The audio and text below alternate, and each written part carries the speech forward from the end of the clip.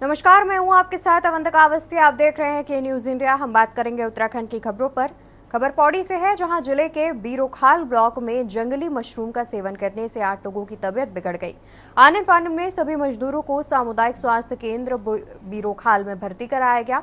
दरअसल फरसवाड़ी क्षेत्र में मजदूरी कर रहे मजदूर जंगल से जंगली मशरूम तोड़कर लाए और सुबह नाश्ते में मशरूम का सेवन किया। जंगली मशरूम का सेवन करने के बाद मजदूरों को पेट दर्द, उल्टी, सिर दर्द की शिकायत होने लगी। मजदूरों की तबीयत ज्यादा बिगड़ने पर 108 की मदद से मजदूरों को सामुदायिक स्वास्थ्य केंद्र में भर्ती कराया गया। फिलहाल सभी मजदूरों की हालत अब ठीक है, जिन्हें अस्पताल से डिस्चार्ज भी कर दिया गया है।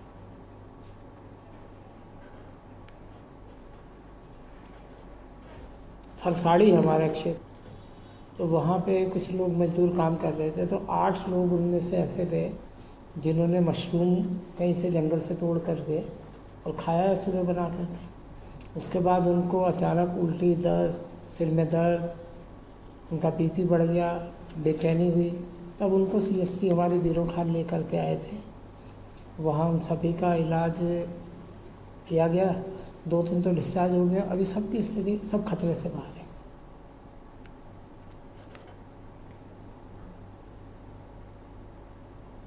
तो वहीं कोटद्वार कोतवाली क्षेत्र के आम पड़ाव में उस समय हड़कंप मच गया जब 45 वर्षीय एक महिला की उसके बड़े पुत्र ने चाकू मारकर हत्या कर दी। घटना की सूचना मिलते ही मौके पर पहुंची पुलिस ने शव को कब्जे में लेकर पोस्टमार्टम के लिए भेज दिया है। बताया जा रहा है कि मामूली विवाद में इस घटना को अंजाम देने के बाद आरोपी मौके से फरार है, जिसकी गिरफ्तारी की पुलिस कोशिश भी कर रही है। तो वहीं उधर बेस अस्पताल के सीएमएस डॉक्टर विजयेश भारद्वाज ने बताया कि महिला के शरीर पर और भी चोटों के निशान हैं। ब्रॉड डेड है। ताहिरा बेगम इनका नाम है। 45 साल की है करीब करीब। वाइफ हस्बैंड का नाम खलील अहमद है और ये आम बाग के रहने वाले हैं। मल्टीपल इंजरीज हैं इसके शरीर में। एक तरफ की उंगली भी कटी हुई है, एक हाथ की, और छोटे छोटे घाव हैं। इसके अलावा सबसे बड़ा घाव जो है वो बैक में है, कमर में, जो शायद इमरजेंसी मेडिकल ऑफिसर ने देखा होगा। वो काफ़ी गहरा तक गया हुआ है, जिसकी वजह से संभावित कारण मृत्यु का लगता है। तो अभी बॉडी रख दी गई है पोस्टमार्टम के लिए। एग्जैक्ट रिपोर्ट जो होगी वो पोस्टमार्टम करने वाला डॉक्टर और उसकी ओपिनियन ही डिसाइड करेंगे। तो खबर विकास नगर से है, जहां अवैध खनन के लिए रिश्वत लेते कालसी वन प्रभाग की चौहड़पुर रेंज के रेंजर का एक वीडियो वायरल हुआ, जिसके चलते मामले का संज्ञान लेते हुए डीएफओ कालसी ने एन भारती के विवादित रेंजर को प्रभागीय कार्यालय से अटैच करते हुए उन्हें कारण बताओ नोटिस जारी करने के साथ ही मामले की जांच बैठा दी गई। बहरहाल के न्यूज इंडिया इस वायरल वीडियो की पुष्टि नहीं करता है, लेकिन वीडियो सामने आने के बाद विभाग इस विवादित रेंजर पर जांच के बाद क्या कार्रवाई अमल में लाता है, ये देखने वाली बात होगी, क्योंकि इन रेंजर का इसी साल सितंबर माह में रिटायरमेंट भी होना है। हाँ, वीडियो आज मेरे सामने भी आया है। इसमें आते ही मैंने उनको संबद्ध कर दिया है प्रभागीय कार्यालय से, और उनके स्थान पर हम एक एसीएल साहब हमारे पास हैं इस प्रोबेशन में, उनको चार्ज देने का आदेश कर दिया है। साथ ही उनको जो है कारण बताओ नोटिस जारी कर रहे हैं, और उसमें अगर ऐसा मिला कि उस प्रकरण की और गहनता से जांच कराई जाएगी तो एसडीओ डॉक्टर शिप्रा शर्मा से उसकी जांच करवाऊंगा। ये अभी हमारे पास मिस्टर अरुण कुमार हैं, EFS हैं। ये अभी प्रोबेशन पीरियड में चल रहे हैं। अभी इनकी सब डिवीज़न के लिए तैनाती नहीं हुई है फिलहाल। सब वही हमारे पास एक्स्ट्रा इंजन भी नहीं है, इसलिए मैंने इनको चार्ज। खबर उत्तराखंड से है, जहां राज्य की 2 विधानसभा सीटों पर हुए उपचुनाव के बाद अब केदारनाथ विधायक शैला रानी रावत के निधन के बाद केदारनाथ विधानसभा में भी उपचुनाव होने हैं। तो वहीं केदारनाथ उपचुनाव को लेकर भाजपा प्रदेश प्रवक्ता विपुल कैथुला ने कांग्रेस पर निशाना साधा है। भारतीय जनता पार्टी के कार्यकर्ताओं ने दोनों सीटों पे बहुत मेहनत की और जनता जनार्दन का आदेश सराखों पर भारतीय जनता पार्टी ने दोनों सीटों पे हम हारे हैं, और एक सीट पर हमने ऐसा कंटेस्ट किया है कि जो इतिहास में कभी हुआ नहीं था। इसलिए कांग्रेस पार्टी केवल और केवल बयानबाजी करती है। कांग्रेस पार्टी पहले अपने कार्यकर्ताओं को, अपने प्रदेश के नेताओं को साधने का काम करे, फिर आगे की बात करे। केदारनाथ चुनाव जैसे ही होगा उपचुनाव की घोषणा, भारतीय जनता पार्टी के कार्यकर्ता पूरे मनोयोग से उस चुनाव में लगने वाले हैं। तो भारतीय जनता पार्टी केदारनाथ की सीट जीतने वाली है। मुख्यमंत्री पुष्कर सिंह धामी ने सकल पर्यावरण उत्पाद का लॉन्च किया। इसके बाद सीएम ने प्रेस वार्ता कर कहा कि उत्तराखंड दुनिया का पहला राज्य है जहां जीआईपी लॉन्च किया गया। उन्होंने कहा कि हम सभी लोगों के लिए ऐतिहासिक दिन है। हमारे पूर्वज अच्छी वायु जल स्रोत देकर गए हैं। पूरा वायुमंडल शुद्ध वायु से आच्छादित है। जिस प्रकार से हम विकास में आगे बढ़ रहे हैं उसके तहत कैसे हम पर्यावरण को भी संरक्षित करें, ये उसका सूचकांक है। हमारे सामने आने वाले वर्षों में भी इसे बनाए रखने की चुनौती है। ग्रीन बोनस की हम मांग करते थे, लेकिन आज पिछले 3 सालों के आंकड़े आए हैं, उससे हमें बेहतर करने का मौका मिलेगा। नीति आयोग, भारत सरकार में ये सूचकांक हमारे लिए कारगर होगा। हमारे हजारों गाड़ गदेरे सूख गए हैं, हम उनके पुनर्जीवन का काम कर रहे हैं। हमारे पास कई शहरों की धारण क्षमता की जानकारी भी आ गई है। नीति आयोग और मुख्यमंत्री कॉन्क्लेव में हम राज्य से जुड़े मुद्दों पर भी बात करेंगे। हमारी 1.25 करोड़ जनसंख्या भले हो, लेकिन पर्यटन और तीर्थ यात्रा को मिलाकर 8 करोड़ से अधिक लोग उत्तराखंड आते हैं। पूरे देश के अंदर ही नहीं बल्कि पूरी दुनिया के अंदर उत्तराखंड पहला राज्य ऐसा बना है जहां पर जीपी यानी कि सकल पर्यावरण उत्पाद सूचकांक यानी कि जीपी इंडेक्स, इसको आज जो है लॉन्च किया गया, आज इसका उद्घाटन किया गया है। और ये हमारा जल है, जंगल है, जमीन है, वायु है और भूमि है, ऐसे सभी हमारे जो पर्यावरण को सुरक्षित करने का काम, पर्यावरण को मेंटेन करने का काम करते हैं, उन सभी का सूचकांक जारी हुआ है, इंडेक्स जारी हुआ है कि हम जिस प्रकार से आज विकास की दौड़ में आगे बढ़े हैं, ज्ञान विज्ञान तेजी से आगे बढ़ा है, उसमें हमारा जैसा राज्य जो पूरे दुनिया को और देश को पर्यावरण के क्षेत्र में एक दिशा देने का काम करता है। भाजपा के प्रदेश महामंत्री आदित्य कोठारी ने सीएम पुष्कर सिंह धामी से बाहरी प्रदेशों के लोगों के राज्य में फेरी ठेली लगाए जाने पर रोक लगाने की मांग की है। उन्होंने कहा कि वो इस संबंध में मुख्यमंत्री धामी को जल्द ही पत्र लिखेंगे। उनका कहना है कि प्रदेश में बड़ी संख्या में बाहरी लोग की ओर से फेरी ठेली लगाए जाने से राज्य के निवासियों का रोजगार छिन रहा है। ऐसे में बाहरी प्रदेशों के लोगों पर रोक लगाई जानी चाहिए। इस दौरान उन्होंने उत्तराखंड के ही निवासियों को फेरी ठेली लगाए जाने का लाइसेंस दिए जाने की मांग की है। तो वहीं आदित्य कोठारी की इस मांग पर कांग्रेस ने पलटवार किया है। कांग्रेस प्रदेश महामंत्री राजेंद्र चौधरी ने उनकी इस मांग को संविधान के खिलाफ बताया है। क्या कुछ कहा, आप भी सुनिए। उत्तराखंड के पर्वतीय क्षेत्र में बाहरी प्रदेशों से भी लोग फेरी लगा रहे हैं, गांव-गांव में घूम रहे हैं, तरह तरह की वारदातें हो रही हैं।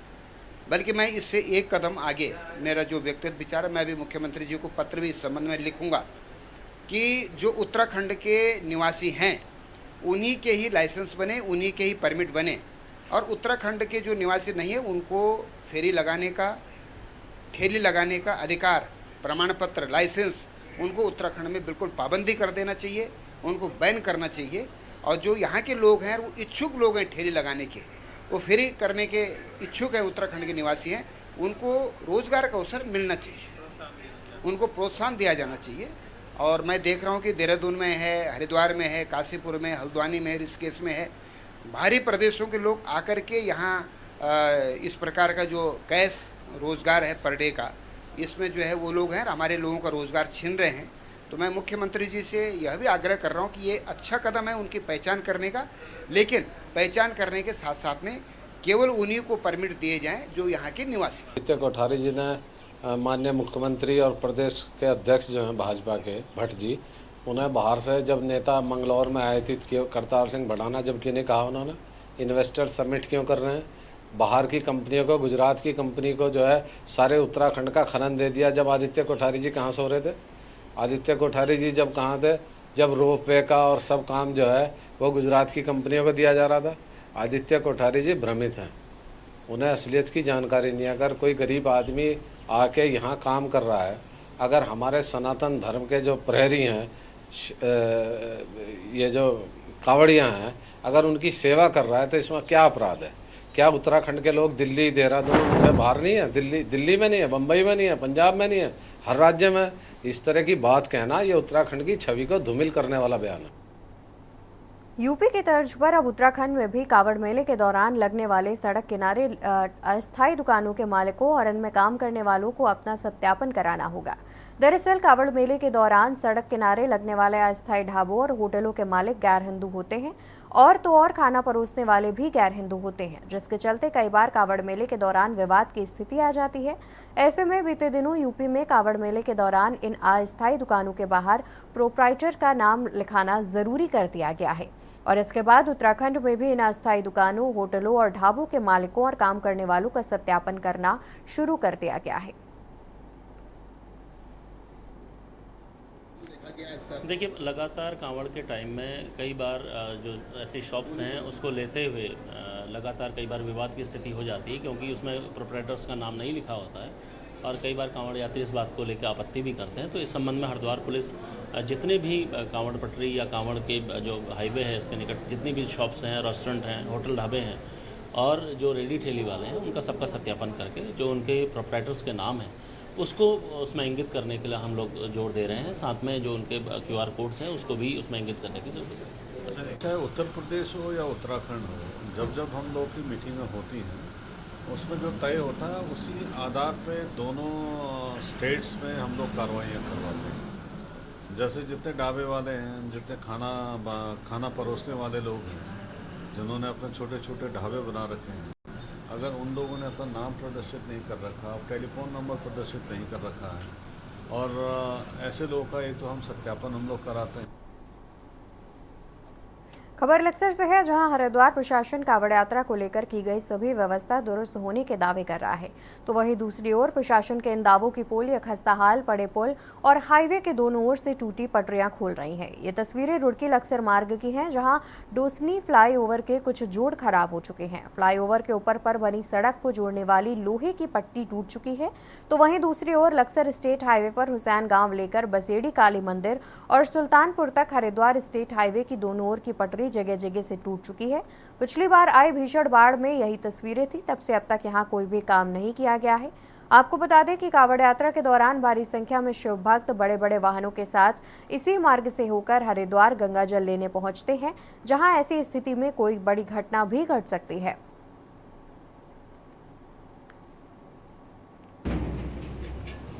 कि अभी आपने मेरे संज्ञान में डाला भी था और कुछ फ़ोटोज़ और वीडियोज़ आपके द्वारा मुझे दिए गए हैं, तो मेरी संबंधित जो एक्शन साहब हैं PWD के, उनसे मेरी वार्ता भी हो गई है और उनको मैंने फ़ोटो वीडियोज़ भी भेज दिए हैं और उन्होंने ये आश्वस्त किया है मुझे कि मैं आज ही दिखवा के उसमें जो भी उनके तरफ से हो सकता है, बेहतर हो सकता है, उसको वो करेंगे। इसके अलावा एक मुझे कंप्लेन ये आई थी कि हुसैनपुर से लेकर सुल्तानपुर तक रोड के दोनों साइड गड्ढे वगैरह हैं, तो मेरी NS से वार्ता हुई थी, अभी दूरभाष से ही वार्ता हुई जो ई है, तो उनको भी मैंने बता दिया। हालांकि वो ये कह रहे हैं कि हमारे द्वारा रिपेयरिंग कर दी गई है। ऐसा पिछले साल यहाँ पर बहुत ज़्यादा भयंकर बाढ़ आई थी लक्सर क्षेत्र के अंदर, और यहाँ पर लक्सर से रुड़की वाला जो मार्ग था बहुत ज़्यादा डैमेज हो चुका है। फिलहाल यहाँ पर अधिकारी कोई ध्यान नहीं दे रहे हैं। बार बार हम अधिकारी से मिल भी रहे हैं कि आप देख लीजिएगा सर आकर के, PWD के कई बार अपील कर चुके हैं, लेकिन कोई भी अधिकारी यहाँ पर आने को तैयार नहीं है। पटरी पूरी तरह से टूटी हुई है, कभी भी कोई घटना घट सकती है। दोबारा कावड़ यात्रा शुरू हो चुकी है। आगामी 22 जुलाई से कावड़ यात्रा शुरू होने जा रही है और जिला प्रशासन दावे कर रहा है कि कावड़ यात्रा की सुरक्षा व्यवस्था को लेकर के तमाम जो तैयारियां हैं वो जिला प्रशासन ने पूरी कर ली है। प्रदेश के मुख्यमंत्री और कुछ मंत्रियों द्वारा भी जो संबंधित अधिकारी हैं उनकी CCR में बैठक ली गई थी और कावड़ यात्रा को लेकर के तमाम जो व्यवस्थाएं हैं उनको दुरुस्त करने के निर्देश दिए गए थे।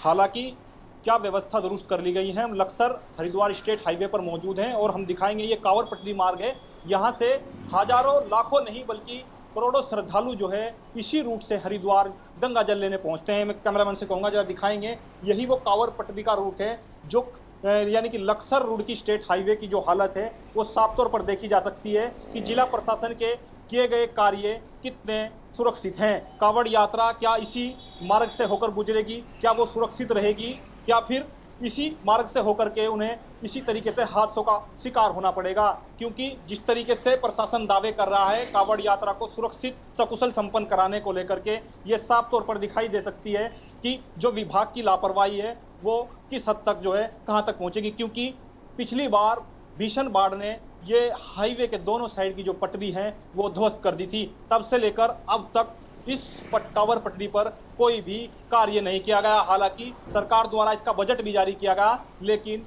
धरातल पर कुछ नहीं है, यानी कि कागजी कार्रवाई में विभाग जरूर दिखा देता है, धरातल पर कोई कार्रवाई फिलहाल नहीं हो पा रही है। ऐसा ही मामला डोसनी रेलवे फ्लाईओवर का है, वहां भी फ्लाईओवर पर बड़े बड़े गड्ढे बन गए हैं और ईंटें घुसा करके उनकी मरम्मत का कार्य किया जा रहा है।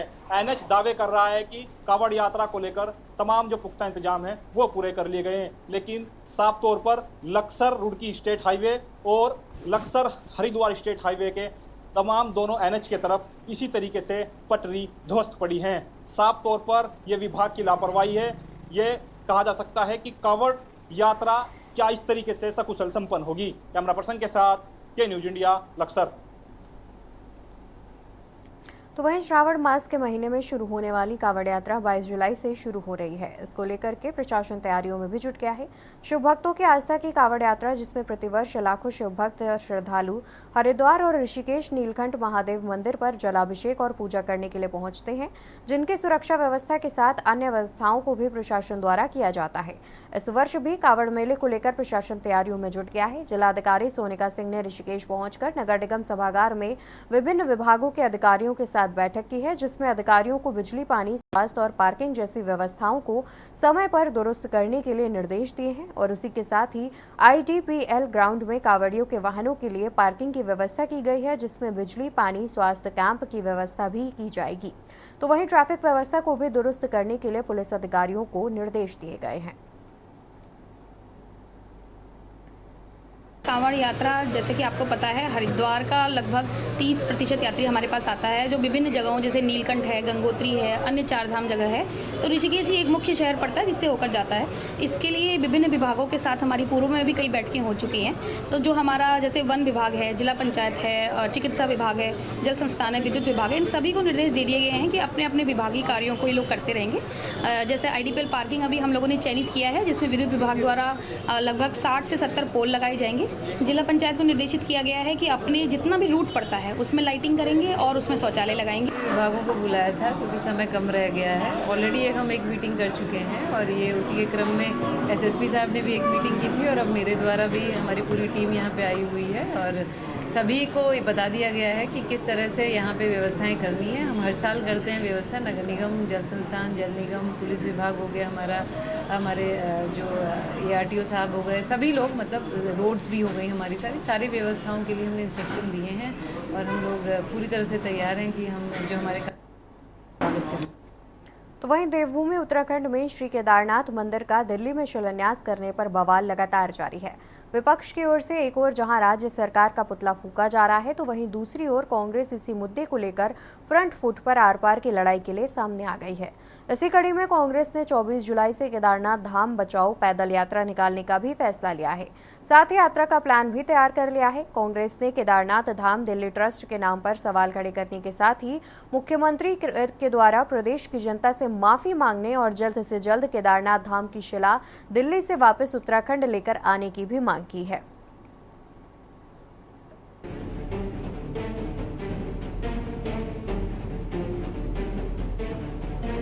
केदारनाथ मंदिर के प्रतीकात्मक मंदिर निर्माण के बाद मचा बवाल अभी तक थमने का नाम नहीं ले रहा है। संत समाज तीर्थ पुरोहितों के साथ ही कांग्रेस समेत तमाम विपक्षी दल इस मुद्दे पर सरकार की घेराबंदी कर रहे हैं। बढ़ते जन दबाव को देखते हुए सीएम धामी ने एक बड़ा फैसला लिया है।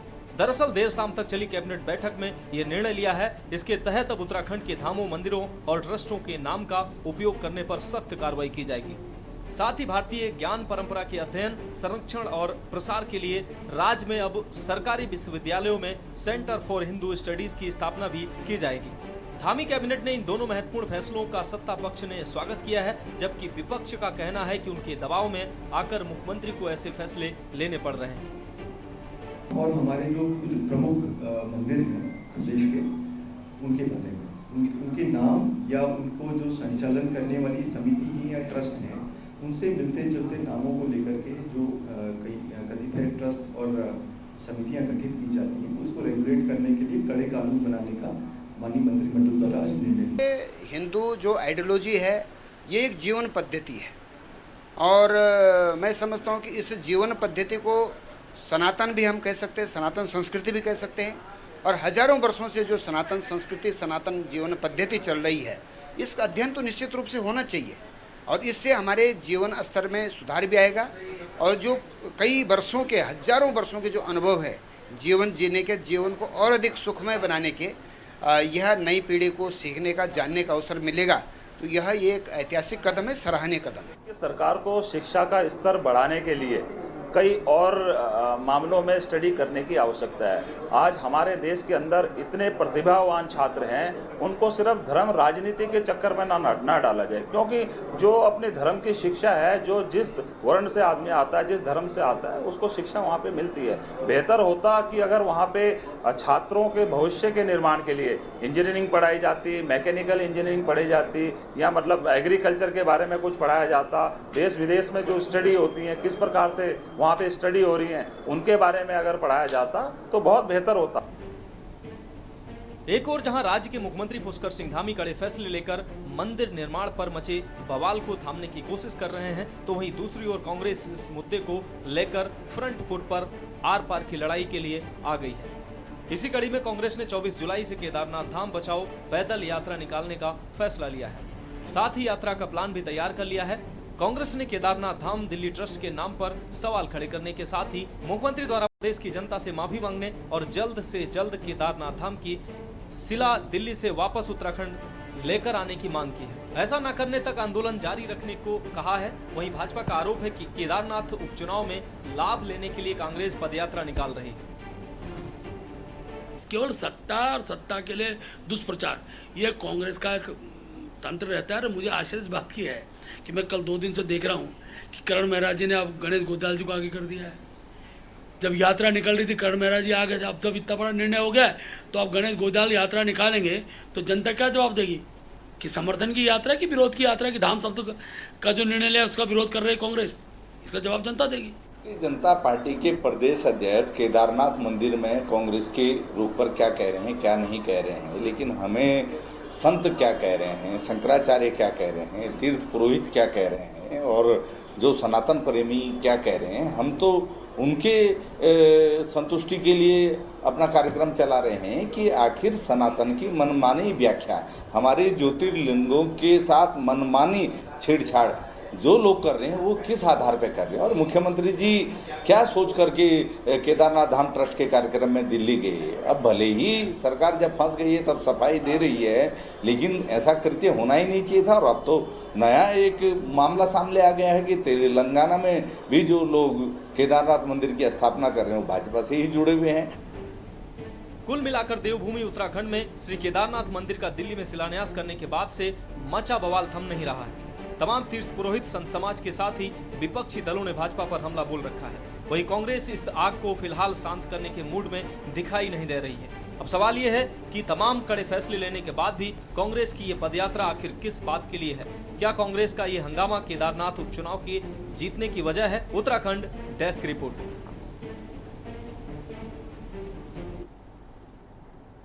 और उत्तराखंड खबरों में फिलहाल के लिए इतना ही। देखते रहिए के न्यूज़ इंडिया। नमस्कार।